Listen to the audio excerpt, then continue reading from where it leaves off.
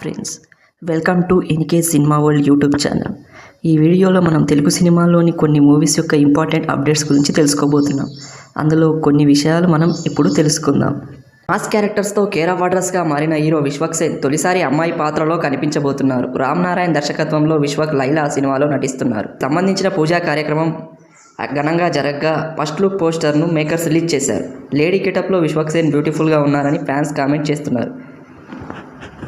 మరి Vishwak Sen lady getup గురించి మీరేమనుకుంటున్నారో comment చేయండి.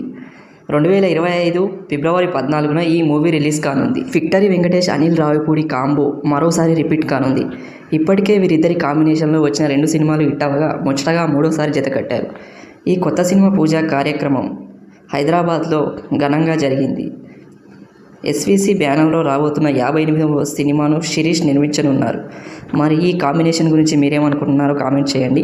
మీకు ఈ వీడియో కనుక నచ్చితే ఒక లైక్ చేసి సబ్స్క్రైబ్ చేసుకోండి. రామ్ చరణ్ హీరోగా నటిస్తున్న గేమ్ చేంజర్ సినిమాకు సంబంధించి మరో 10 నుంచి 15 రోజుల షూటింగ్ మాత్రమే మిగిలి ఉందని దర్శకుడు శంకర్ తెలిపారు.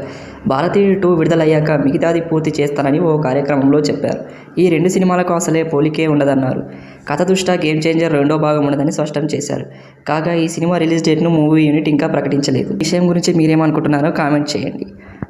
రాహుల్ సక్రుత్యాన్ డైరెక్షన్లో విజయ్ దేవరకొండ హీరోగా నటిస్తున్న పీరియాడిక్ చిత్రంలో హీరోయిన్గా రష్మిక చేయడం దాదాపు ఖాయమైంది. సినిమాలోని కర్నూలు నేపథ్యంలో సాగే కథ అని నటీనటులు పాత్రలు ఆయాసలోనే ఉంటాయని సమాచారం. రష్మిక పుష్ప సినిమాలో చిత్తూరు అమ్మాయి శ్రీవల్లి పాత్రలో ఒదిగిపోయిన విషయం తెలిసిందే. కాగా విజయ్ రష్మిక కాంబోలో ఇది 3వ చిత్రం కానుంది. ఇప్పటికే గీతా గోవిందం, డియర్ కామ్రేడ్లో వీరు నటించారు.